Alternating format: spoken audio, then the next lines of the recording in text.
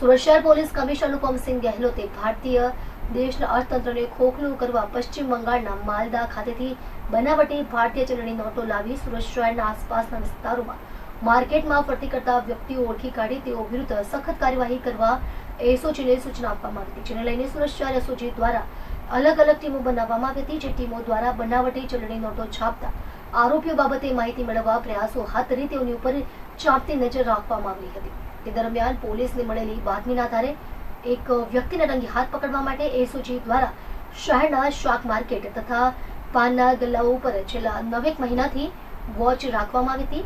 તે દરમિયાન એસઓજીના એસઆઈ હિતેશસિંહ, દિલીપસિંહ તથા પોલીસ કોન્સ્ટેબલ રાજુભાઈ ભીમાભાઈને મળેલ બાતમીના આધારે પુણા ગામ માનસરોવર સ્કૂલની સામે બાપા સીતારામ સોસાયટીના પહેલો માળ ઘર નંબર 26માં એસઓજીએ રેડ કરી હાઈ ક્વોલિટીની ભારતીય બનાવટની ચાલી 500ના દરની 18 નંગ કિંમત ₹9,000ની ભારતીય બનાવટી ચલણી નોટો સાથે વિજય નરસિંહભાઈ ચૌહાણ, ઉંમર વર્ષ 27, ધંધો કેટરિંગ, કામ રહે ઘર નંબર 32, રામદેવ સોસાયટી, પુણા ગામ તળાવની સામે, પુણા ગામ, સુરત શહેર, મૂળ રહે ગામ મંગેળા, તાલુકો તળાજી, જિલ્લો ભાવનગર, અને સુરેશભાઈ ઉર્ફે ગુરુજી ઉર્ફે ચકોર માવજીભાઈ લાઠીદડિયા, ઉંમર વર્ષ 55, ધંધો કેટરિંગ, કામ રહે ઘર નંબર 26, પહેલો માળ, બાપા સીતારામ સોસાયટી, માનસરોવર સ્કૂલની સામે, પુણા ગામ, સુરત શહેર, મૂળ રહે ગામ કંજડા, તાલુકો પાલીતાણા, જિલ્લો ભાવનગર, તેને ઝડપી પાડવામાં આવ્યા હતા।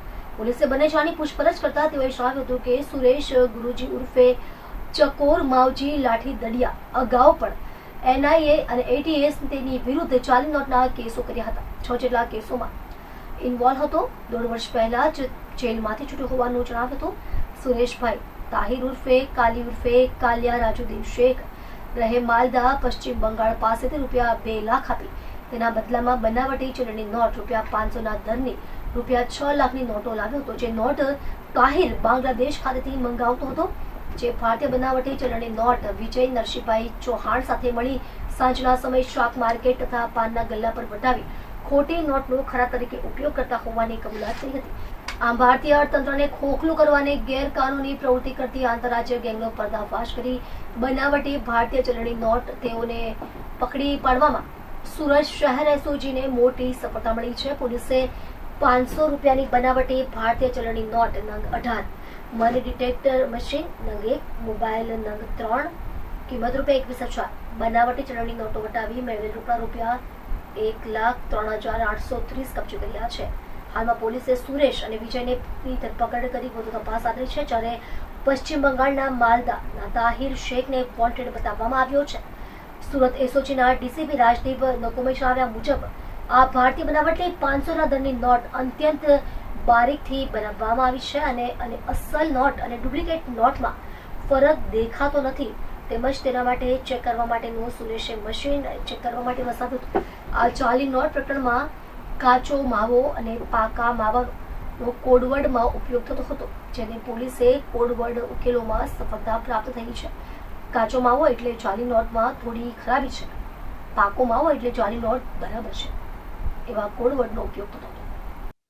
એસઓજીની ટીમ છેલ્લા 15 દિવસથી એમને માહિતી હતી કે અમુક લોકો ફેક કરન્સી લઈને છૂટક પાનના ગલ્લે કે કોઈ શાકભાજીની દુકાને કે અન્ય કોઈ જગ્યાએ છૂટક વટાવી રહ્યા છે, તો એ ટીમ એની પાછળ લાગેલી હતી। એ દરમિયાનમાં ગઈકાલે રાત્રે સુરેશ માવજીભાઈ લાઠીદડિયા અને વિજય ચૌહાણ નામના જે વ્યક્તિ છે એમની પાસે આ ફેક કરન્સી છે અને એ લોકો એમના ઘરે હાજર છે એવી માહિતી મળતા ત્યાં એસઓજીની ટીમ ગઈ અને આ બંનેને પકડવામાં આવ્યા, અને ત્યારબાદ એમની ઝડપી લેતા એમની પાસેથી 5,000 સુરેશ પાસેથી અને 4,000 વિજય પાસેથી એમ કરી 9,000ની ફેક કરન્સી મળી આવેલ છે।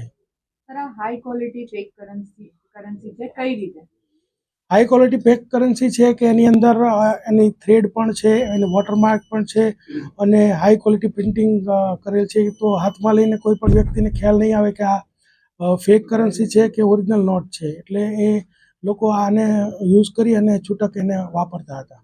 આની પાસે આર્થિક નોટો બરાબર થઈ છે કે બીજી કોઈ જગ્યાએ યુઝ કરે? માહિતી એને પૂછપરછ કરતા એવું જાણવા મળ્યું છે કે ₹2 લાખ આપી અને એ જે પશ્ચિમ બંગાળનું માલદા છે તેથી તાહિર શેખ નામના વ્યક્તિ પાસેથી આ ₹6 લાખ લાવેલો, એટલે કે 2 લાખ આપીને 6 લાખ એટલે 1 લાખ આપીને 3 લાખ એ રીતે એકના બદલામાં 3 નોટ લાવેલો અને ત્યારબાદ એણે એકાદ લાખ રૂપિયા અહીંયા છૂટક રીતે વટાવેલા પણ છે ને એ પણ અમે 1,03,000 રૂપિયા કબજે કરેલ છે ઓરિજિનલ નોટ. સુરેશનો ગુનાહિત ઇતિહાસ પણ છે, NIA માં પણ ફરિયાદ દાખલ.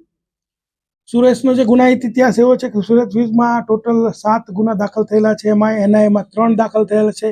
તે ઉપરાંત જુનાગઢમાં, વરાછામાં અને આપણે ક્રાઇમ બ્રાન્ચ DCPએ પણ એક ગુનો દાખલ કરેલો છે. કેટલા સમયથી કરતા હતા? પ્રારંભિક જે માહિતી અમારી પાસે છે એ મુજબ આ 15 વર્ષથી આ બિઝનેસ કરે છે. સર, એમાં બાંગ્લાદેશ કનેક્શન પણ સામે આવી શકે? અત્યારે જે અમને માહિતી મળી છે પશ્ચિમ બંગાળનું એકદમ બાંગ્લાદેશ અને પશ્ચિમ બંગાળનું બોર્ડરનું આ માલદા ગામ છે અને ત્યાંથી આ તાહિર શેખ પાસેથી આ લોકો લાવીને અહીંયા આ છૂટક વેચાણ કરતા હતા. તો એ જ્યારે તાહિર શેખને આપણે એરેસ્ટ કરીશું ત્યારબાદ જો બાંગ્લાદેશથી આ નોટ આવતી હોય કે પછી એ પોતે બનાવતો હોય કે શું હશે એ અમારી ટીમ ત્યાં જશે, એનું વોચ રાખશે, ઇન્વેસ્ટિગેશન કરશે અને પકડશે અને એ સમગ્ર મામલો બહાર આવશે. સર, NIA માં શું ફરિયાદ આ સુરેશ વિશે દાખલ છે?